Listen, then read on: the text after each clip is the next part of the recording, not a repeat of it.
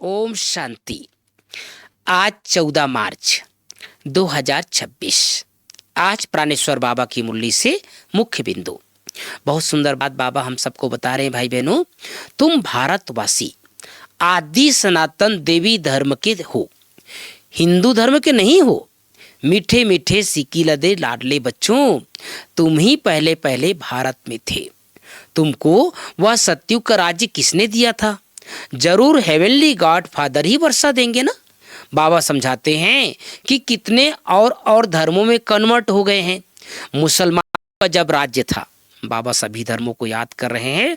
मुसलमानों का जब राज्य था तो बहुतों को मुसलमान बनाया। क्रिश्चियन का राज्य था तो बहुतों को क्रिश्चियन बनाया। बौद्धियों का राज्य था। बौद्ध बाबा कहते हैं बौद्धियों का भी तो यहाँ राज्य भी नहीं हुआ, बौद्धियों का राज्य नहीं हुआ तो बहुतों को बौद्धि बनाया, कन्वर्ट किया है अपने धर्म में।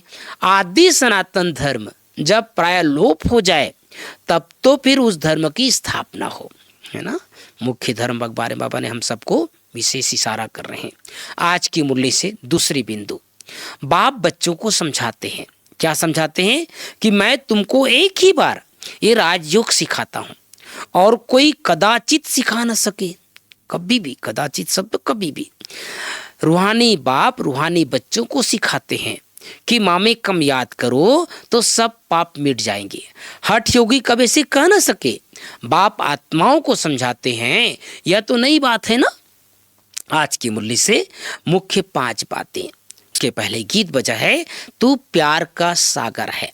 पहली बात, मीठे बच्चे, एक बाप ही नंबर 1 एक्टर है जो पतितों को पावन बनाने की एक्ट करते हैं। बाप जैसी एक्ट कोई कर नहीं सकता। दूसरी बात, प्रश्न है, सन्यासियों का योग जिस्मानी योग है, रूहानी योग बाप ही सिखलाते हैं, कैसे?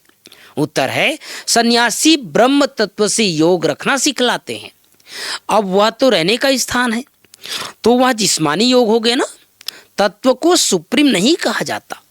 तुम बच्चे सुप्रीम रूह से योग लगाते हो, इसलिए तुम्हारा योग रूहानी योग है। वह योग बाप ही सिखला सकते हैं, दूसरा कोई सिखला न सके, क्योंकि वही तुम्हारा बाप है।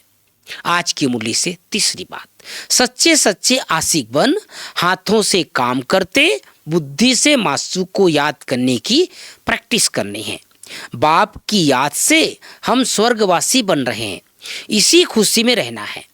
सूर्यवंशी डिनाइस्टी से तख्त नशीन बनने के लिए माता पिता को पूरा फॉलो करना है।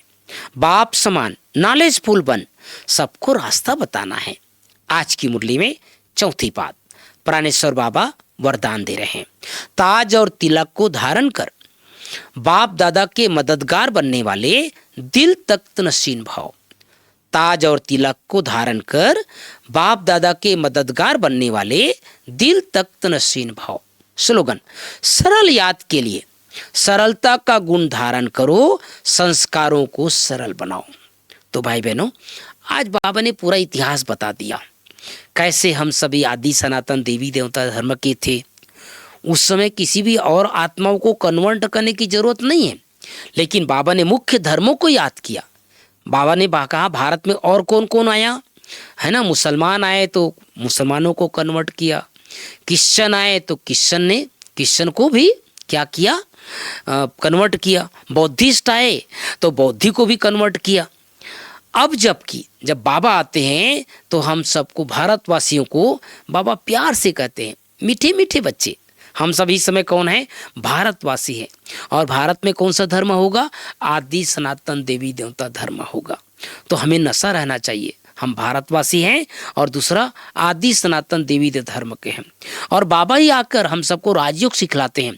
संसार में ऐसा कोई भी धर्म पिता भी नहीं है जो आत्माओं को राजयोग सिखा सके। अपने अपने धर्मों की बातें सुनाएं, हठ योगी सिखाया, लेकिन राजयोग अर्थात आत्मा का योग परमात्मा से हो जाए, ये केवल भगवान ही सिखाते हैं।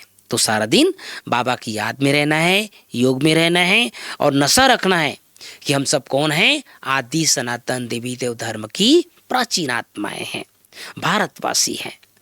सनातन धर्म हमारा आदि सनातन देवी देवता धर्म की आत्माएं हैं। ओम शांति, ओम शांति।